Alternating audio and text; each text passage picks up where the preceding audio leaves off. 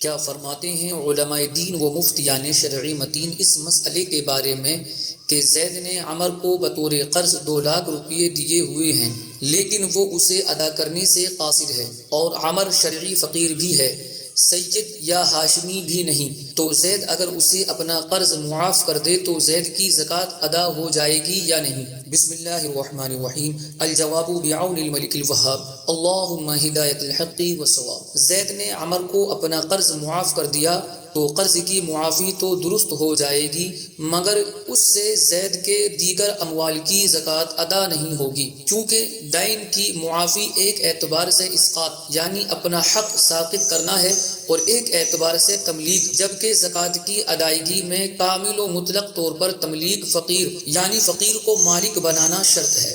البتہ زید اگر چاہتا ہے کہ زکوٰۃ بھی ادا ہو جائے اور عمر کا قرض بھی معاف ہو جائے اور وہ مستحق زکوٰۃ بھی ہے، تو درست طریقہ یہ ہے کہ اپنے پاس سے زکوٰۃ ادا کرنے کی نیت سے اسے رقم دے دے، پھر اپنے قرض میں اس سے واپس لے لے۔ فتاوی عالمگیری میں ہے کہ کسی شخص کا مال فقیر کی ذمہ ہے اور وہ شخص اپنا مال اس قرض دار فقیر پر صدقہ کرنا چاہتا ہے اور اسے اپنے مال کی زکوٰۃ کے طور پر شمار کرنا چاہتا ہے۔ ہمارے اصحاب رحمہم اللہ تعالیٰ کے اصول سے یہ بات معلوم ہوئی ہے کہ وہ عین کی زکوٰۃ دین کے ساتھ ادا نہیں کر سکتا۔ بدائع الصنائع میں ہے کہ اللہ تبارک و تعالیٰ نے مال والوں کو ایتاء الزکاۃ یعنی زکوٰۃ دینے کا حکم دیا ہے، چنانچہ ارشاد فرماتا ہے وآتوا الزکاۃ، اور زکوٰۃ دو، اور ایتاء یعنی دینے کا مطلب تملیک اور مالک کر دینا ہوتا ہے۔ اسی وجہ سے اللہ تبارک و تعالیٰ نے زکوٰۃ کو صدقہ کہا ہے، چنانچہ فرماتا ہے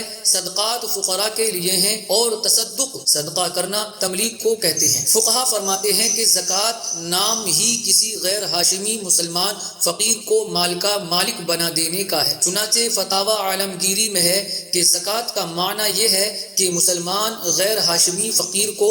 مال کا مالک بنا دیا جائے۔ مذکورہ مسئلے کی علت بیان کرتے ہوئے علامہ برہان الدین محمود بن احمد البخاری الحنفی المحیط البرہانی میں فرماتے ہیں کہ کیونکہ نصاب جب عین ہو تو زکوٰۃ کی ادائیگی کے لیے اس کے جز کی ہر اعتبار سے تملیک واجب ہے، جبکہ قرض معاف کرنا ایک اعتبار سے اسقاط اور ایک اعتبار سے تملیک ہے۔ اسی وجہ سے قبول کیے بغیر بھی درست ہو جاتا ہے، اور تملیک من وجہ ایک اعتبار سے تملیک کا درجہ تملیک من کل وجہ یعنی ہر اعتبار سے تملیک کے درجے سے کم ہے، اور شے اپنے سے کم درجے سے ادا نہیں ہوتی۔ علامہ علاء الدین حصفقی علیہ رحمۃ اللہ القوی ارشاد فرماتے ہیں کہ اس کے جواز کا حیلہ یہ ہے کہ وہ اس قرض دار فقیر کو اپنی زکوٰۃ کی رقم دے، پھر اسی رقم کو اپنے قرض کے طور پر واپس لے لے۔ مفتی امجد علی اعظمی علیہ رحمۃ اللہ القوی ارشاد فرماتے ہیں فقیر پر قرض ہے، اس قرض کو اپنے مال کی زکوٰۃ میں دینا چاہتا ہے، یعنی یہ چاہتا ہے کہ معاف کر دے اور وہ میرے مال کی زکوٰۃ ہو جائے، یہ نہیں ہو سکتا۔ البتہ یہ ہو سکتا ہے کہ اسے زکوٰۃ کا مال دے